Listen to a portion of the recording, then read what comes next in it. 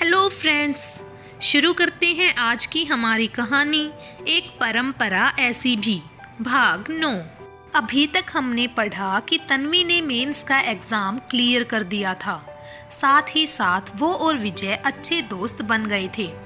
Exam clear होने की खुशी में विजय तन्वी को महंगी सी ड्रेस गिफ्ट करता है। विजय मन ही मन तन्वी को प्यार करने लगा था, जबकि तन्वी विजय को सिर्फ अच्छा दोस्त मानती थी। अब आगे। पूनम अपने मालकिन के कहने पर रसोई में चाय बनाने चली गई। वो सोच रही थी, पता नहीं आज शर्मा भाभी जी किसकी चुगली करेंगी, क्योंकि शर्मा भाभी का यही काम था, एक घर से दूसरे घर में चुगली करना। और वो तभी आती हैं जब उसे किसी की चुगली करनी होती है। पूनम रसोई में चाय बना रही थी। उधर शर्मा भाभी और विजय की माँ दोनों सोफे पर बैठ गई। तब विजय की माँ बोली, बताइए शर्मा भाभी, और सब कुशल मंगल तो है? ये सुनकर शर्मा भाभी अपना मुंह टेढ़ा करते हुए बोली, अरे मेरे तो सब कुशल मंगल है, लेकिन लगता है तुम्हारे यहाँ कुशल मंगल छिनने वाला है। ये सुनकर विजय की माँ हैरानी से उसकी तरफ देखते हुए बोली, मैं कुछ समझी नहीं। तब शर्मा भाभी अपना मुंह मटकाते हुए बोली, अब क्या बताए तुम्हें? अरे अपने बेटे को जरा अपने काबू में रखा करो, देखा नहीं कैसे हाथ से निकले जा रहा है। तभी वहाँ विजय के पापा आ गए और उसने शर्मा भाभी को देखकर उनसे प्रणाम किया और मुस्कुराते हुए बोले, अरे भाभी जी, अब तो बड़े दिन बाद दिखाई दिए हो, कभी हमें भी याद कर लिया करो। ये सुनकर शर्मा भाभी बोली, अरे तुम मेरे अपने ही तो हो, इसीलिए तुम्हारे हर सुख दुख का ध्यान रखती हूँ। जरा अपने छोरे को काबू में करो, हाथ से निकल ना जाए कहीं।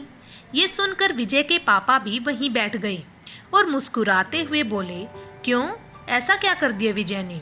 ये सुनकर शर्मा भाभी अपने हाथ को लहराते हुए बोली, बहुत कुछ कर दिया। तभी पूनम चाय लेकर आ गई थी। पूनम ने सबको चाय दी और जैसे ही जाने लगी तो शर्मा भाभी बोली, अरे रुक। ये सुनकर पूनम रुक गई और वहाँ खड़ी हो गई। तभी शर्मा भाभी विजय के मम्मी पापा की तरफ देखते हुए बोली, अरे अब ज्यादा घुमा फिरा कर तो बात कहना मुझे आता नहीं, तो सीधा मुद्दे पर आती हूँ। बात ये है कि जो तुम्हारी 2 टके की नौकरानी है ना पूनम, अरे इसकी छोटी बहन है, नाम तो ठीक से ध्यान नहीं रहा। ये सुनकर विजय की माँ बोली, अरे तन्वी? तब शर्मा भाभी बोली, हाँ वो तन्वी। अरे कई बार तेरे छोरे को उसके हाथ में हाथ डालकर घूमते हुए देख चुकी हूँ। कभी दोनों गार्डन में बैठे रहते हैं और घंटों बातें करते हैं, तो कभी एक दूसरे की आंखों में आंखें डाले हुए रहते हैं, कभी सिनेमा हॉल में जाते हैं, यहाँ तक कि कभी कभी तो होटल के कमरों में भी जाते हुए देखा है। शर्मा भाभी ने झूठ बोलते हुए कहा और फिर बोली, तो कभी शॉपिंग करने? अभी कल की ही बात ले लो, कल मैं लेडी शॉपिंग मॉल गई थी अपनी बेटी और अपने लिए कुछ शॉपिंग करने, तो भाई तुम्हारा लाडला इसकी बहन के साथ था।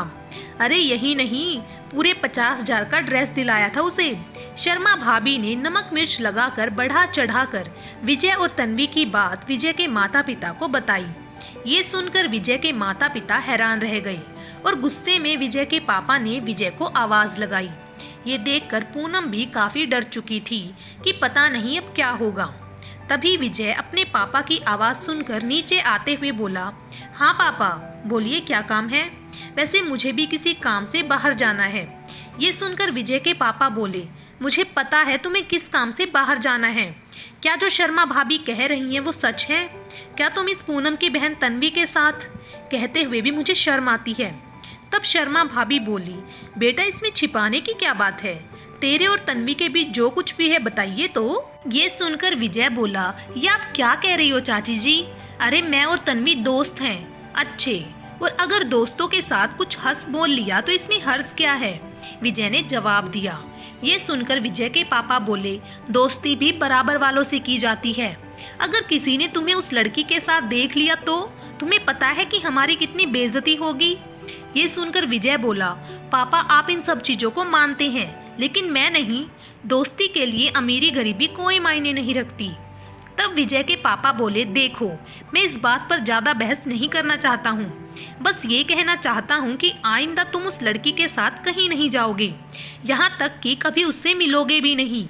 ये सुनकर विजय बोला, कभी नहीं पापा, मैं कभी भी तन्वी का साथ नहीं छोड़ सकता। ये सुनकर सभी हैरान रह गए। जब विजय की माँ उसके सामने जाते हुए बोली, जिसे तुम दोस्ती का नाम दे रहे हो, मुझे तो नहीं लगता कि वो सिर्फ दोस्ती है। अपनी माँ की कसम खाकर कहो कि तुम सिर्फ अच्छे दोस्त हो और कुछ नहीं। ये सुनकर विजय कुछ नहीं बोला तो उसकी माँ बोली, बताओ बेटा। तब विजय के पापा बोले, अब चुप क्यों हो, जवाब दो। तब शर्मा भाभी बोली, अब क्या जवाब देगा, सारी बात तो मैंने आपको बताई थी। अब आप ही समझ लो कि क्या रिश्ता है भला इन दोनों के बीच।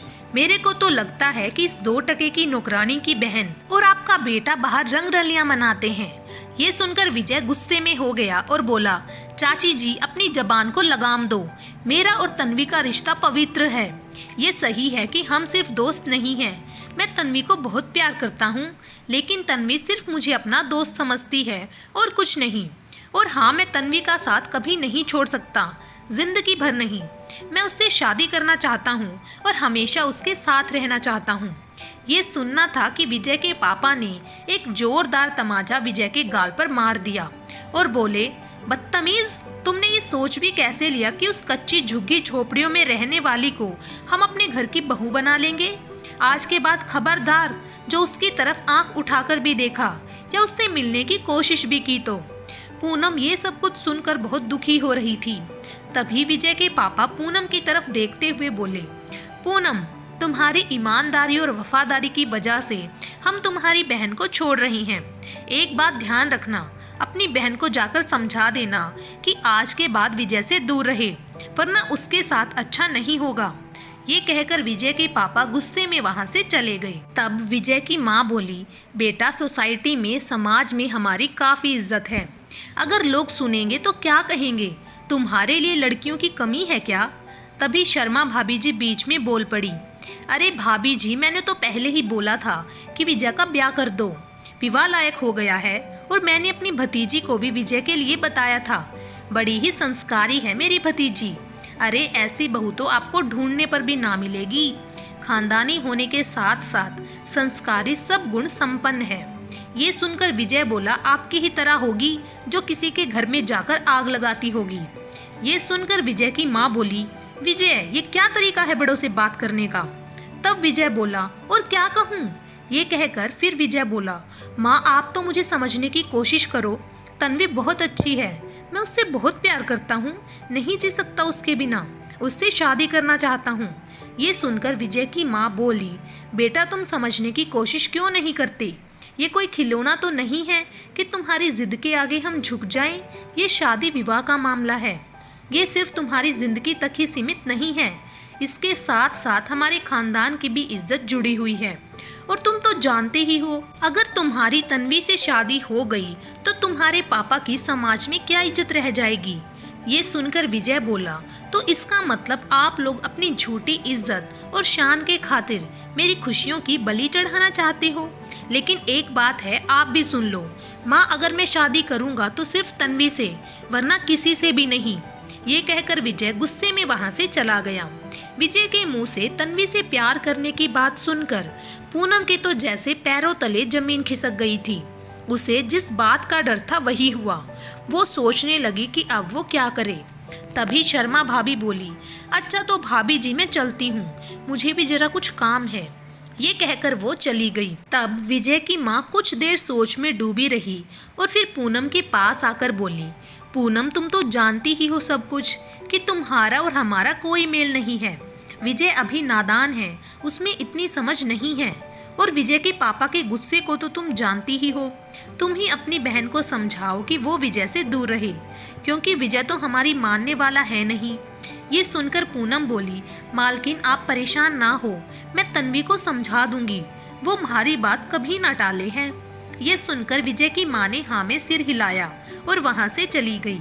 जैसे ही विजय अपने घर से बाहर गया, उसने तुरंत फोन करके तन्वी को मिलने के लिए बुलाया कि तन्वी, मुझे तुमसे कुछ जरूरी बात करनी है।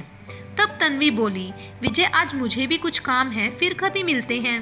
तब विजय बोला, नहीं तन्वी, मुझे तुमसे अभी मिलना है।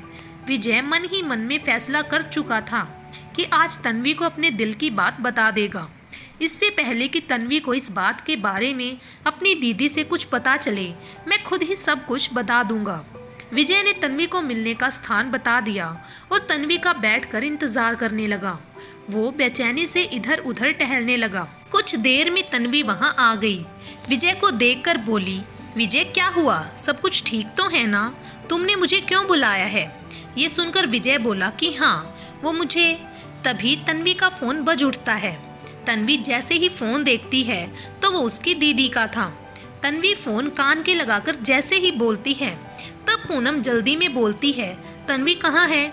ये सुनकर तन्वी कहती है, दीदी सा मैं विजय के साथ हूँ। ये सुनकर पूनम कहती है, तन्वी तुम अभी और इसी वक्त वापस घर आओ। तब तन्वी कहती है, दीदी सा मैं अभी विजय से मिलने आई हूँ, उसे भी कुछ जरूरी काम है, कुछ देर में आती हूँ। दीदी कुछ देर में ही आ जाऊंगी। तब पूनम कहती है, ना मैंने बोल दिया ना कि अभी और इसी वक्त घर आओ। ये सुनकर तन्वी विजय की तरफ देखते हुए बोली, विजय फिर कभी बात करते हैं, दीदी मुझे तुरंत बुला रही है, मुझे जाना होगा। विजय कुछ कह पाता उससे पहले ही तन्वी वहां से चली गई। विजय ने रोकने की कोशिश की लेकिन तन्वी नहीं रुकी। जैसे ही तन्वी घर आई वैसे ही पूनम उसे घर पर ही मिली। उस दिन जल्दी ही दोपहर में घर आ गई थी। पूनम को देखकर तन्वी बोली, क्या हुआ दीदी सा, आपने म्हारे को इतने जल्दी बुलाया? ये सुनकर पूनम बोली, तन्वी म्हारे को थारे से कुछ बात करनी है। मैंने थारे से कहा था कि छोटे मालिक से दूर रह, लेकिन तू हमारी बात ना मानी। ये सुनकर तन्वी बोली, दीदी सा हमारे पर भरोसा रखो, मैंने कहा ना कि हम सिर्फ अच्छे दोस्त हैं और कुछ ना। ये सुनकर पूनम जोर से बोली, थारे को लगता है तन्वी, अरे एक छोरा और छोरी कभी दोस्त ना बन सके हैं। जिसे तुम दोस्ती समझ रही हो उसे ही विजय प्यार समझता है, वो थारे से प्यार करता है। पूनम ने सारी बात तन्वी को बता दी। ये सुनकर तन्वी को विश्वास भी नहीं हुआ कि जिसे आज तक वो दोस्ती समझ रही थी, विजय के लिए उसका मतलब कुछ और ही था। उसके पैरों तले जमीन खिसक गई। वो अपने आंसू पोंछते हुए बोली, दीदी सा हमारे को विश्वास ना था कि विजय ऐसा कुछ भी सोच सकता है। मैं सिर्फ उसे अच्छा दोस्त मानती थी और कुछ ना। फिर तन्वी कहती है, आज के बाद मैं कभी भी विजय से ना मिलूंगी। ये सुनकर पूनम कहती है, देख मारी बहन, वे बड़े लोग हैं और हम बहुत ही छोटे हैं, हम चाहकर भी उनकी बराबरी नहीं कर सके हैं। विजय मालिक को तो कुछ ना बिगड़ेगा, थारे पर आँच आ जाएगी और तू तो हमारे जीने की वजह है, हमारे जिगर का टुकड़ा है, थारे बिना मैं जी ना सकूं। ये कहकर पूनम फूट फूट कर रोने लग गई। तब तन्वी बोली, दीदी सा हमारे पर विश्वास रखो, आज के बाद मैं विजय से कभी भी कोई बात ना करूंगी और ना कभी मिलूंगी, उससे कोई मतलब नहीं रखूंगी। ये कहकर वो अपनी दीदी के गले लगकर रो पड़ी। तब तन्वी ने विजय से बात करना बिल्कुल बंद कर दिया था। विजय ने कई बार उसे फ़ोन किया लेकिन तन्वी ने उसके फ़ोन को नहीं उठाया। काफ़ी मैसेज किए लेकिन उसका कोई रिप्लाई नहीं दिया। विजय बार बार कॉल कर रहा था तो तन्वी ने अपने फ़ोन को ही स्विच ऑफ करके रख दिया। उधर विजय बार बार तन्वी के बारे में ही सोच रहा था कि पता नहीं तन्वी अब उसके बारे में क्या सोच रही होगी, कहीं उसके बारे में कुछ गलत ना सोच ले। वो बस एक बार तन्वी से मिलकर अपने दिल की बात उससे कहना चाहता था, उसे विश्वास दिलाना चाहता था कि वो उससे सच्चा प्यार करता है और उसके हमेशा साथ है। विजय तन्वी से मिलने के लिए बेचैन था लेकिन वो बस्ती में जा नहीं सकता था। वो नहीं चाहता था कि उसकी वजह से तन्वी पर कोई उंगली उठाए। तभी विजय को याद आया कि कल शुक्रवार है और हर शुक्रवार को तन्वी संतोषी माँ के मंदिर दर्शन के लिए जाती है। ये सोचकर विजय को कुछ उम्मीद बंधी। अब वो बेसब्री से शुक्रवार का इंतजार करने लगा। सारी रात विजय ने करवट बदल के निकाली। अब उसे सुबह होने का बेसब्री से इंतजार था। सुबह होने पर विजय जल्दी से मंदिर के लिए निकल गया और तन्वी के आने का इंतजार करने लगा। तभी उसे तन्वी आती हुई नजर आई। ये देखकर विजय के चेहरे पर मुस्कान आ गई। जब तन्वी मंदिर में से दर्शन करके निकली तो अचानक विजय ने उसका हाथ पकड़ लिया। ऐसे अचानक इस तरह पीछे से अपना हाथ पकड़ने पर तन्वी घबरा गई। तब विजय उसे भीड़ में से एक तरफ खींचकर मंदिर के बने पिछवाड़े ले गया। वहां अक्सर कोई नहीं रहता था। विजय को इस तरह खुद को खींचते देखकर तन्वी ने अपना हाथ छुड़ाया और बोली, विजय ये क्या बदतमीजी है? तब विजय बोला, तन्वी मुझे तुमसे कुछ बात करनी है। तब तन्वी बोली, मुझे तुमसे कोई बात नहीं करनी, और हाँ, आइंदा मैं तुमसे कोई भी रिश्ता नहीं रखना चाहती। ये कहकर तन्वी जैसे ही जाने लगी तो विजय ने फिर उसका हाथ पकड़कर उसे खींच लिया और बोला, तन्वी मैं सच में तुमसे बहुत प्यार करता हूँ। अब से नहीं, जब मैंने तुम्हें पहली बार देखा था, मैं तुम्हारे लिए अपनी जान भी दे सकता हूँ। कभी चाहकर भी हिम्मत नहीं कर पाया कि तुम्हें अपने प्यार के बारे में बता दूँ। तब तन्वी बोली, विजय मैं तुमसे प्यार नहीं करती। अगर मुझे पहले ही तुम्हारी नीयत के बारे में पता होता कि तुम्हारी मेरे ऊपर गंदी नज़र है तो मैं कभी भी तुमसे दोस्ती नहीं करती। मैंने तुम्हें एक अच्छा दोस्त समझा और तुमने दोस्ती की आड़ में मेरे ऊपर गंदी नज़र रखी। ये सुनकर विजय बोला, तन्वी भगवान के लिए झूठा इल्ज़ाम तो मुझ पर मत लगाओ। मेरा प्यार पवित्र है। मैंने तुम्हें सच्चे दिल से प्यार किया था। मैंने कभी तुम्हारे ऊपर गंदी नज़र नहीं डाली। ये सुनकर तन्वी बोली, विजय देखो, मुझे तुमसे कोई बात नहीं करनी, और हाँ, अगर किसी ने तुम्हें मेरे साथ देख लिया और तुम्हारे पापा को हमारे बारे में कुछ पता चल गया तो तुम्हारा तो कुछ नहीं होगा। मेरी दीदी और मेरे लिए मुसीबत पैदा हो जाएगी। मेरी दीदी मेरे लिए भगवान है। मैं कभी भी उन्हें दुखी नहीं देख सकती। तब विजय बोला, लेकिन तन्वी। तब तन्वी बोली, अगर तुम मुझसे सच्चा प्यार करते हो ना तो आइंदा कभी भी मुझसे मिलने की कोशिश मत करना, क्योंकि मैं तुमसे कोई रिश्ता नहीं रखना चाहती। तब विजय बोला, लेकिन तन्वी मेरी बात तो सुनो एक बार। तब तन्वी बोली, मुझे कुछ नहीं सुनना। क्यों तुम बार बार मेरी मुसीबत बढ़ाने की कोशिश कर रहे हो? क्यों मेरे मकसद में तुम रोड़ा बन रहे हो? मेरी दीदी ने जैसे तैसे कर मुझे पढ़ाया लिखाया है, इस काबिल बनाया है कि मैं कुछ बन सकूं, अपने पैरों पर खड़ी हो सकूं, और तुम हो कि मेरे रास्ते की रुकावट बन रहे हो। तन्वी गुस्से में बोली। तब विजय बोला, नहीं तन्वी, मैं तुम्हारे रास्ते की रुकावट नहीं बन रहा। तब तन्वी बोली, अगर ऐसा ही है तो क्यों नहीं चले जाते मुझसे दूर, मेरी जिंदगी से हमेशा के लिए। ये कहकर तन्वी रोने लग गई। तब विजय बोला, ठीक है तन्वी, तुम जो चाहती हो वही होगा। तुम्हारी कामयाबी ही मेरी कामयाबी है। मैंने तुमसे सच्चा प्यार किया था और हमेशा मैं तुम्हें खुश देखना चाहता हूँ। मैं तुम्हारे रास्ते में कभी भी रुकावट नहीं बनूंगा। लेकिन एक बात तुम भी सुन लो, मैंने सिर्फ तुमसे प्यार किया है और हमेशा तुमसे करता रहूंगा। तुम्हारा जिंदगी भर इंतजार करता रहूंगा। ये कहकर विजय वहां से चला गया और तन्वी उसे जाते हुए देखती रही। आज की कहानी को यहीं पर समाप्त करते हैं। बाकी की कहानी आपको मिलेगी भाग नंबर 10 में। तब तक के लिए बने रहे मेरे चैनल ढेर सारी कहानियाँ के साथ। Thank you.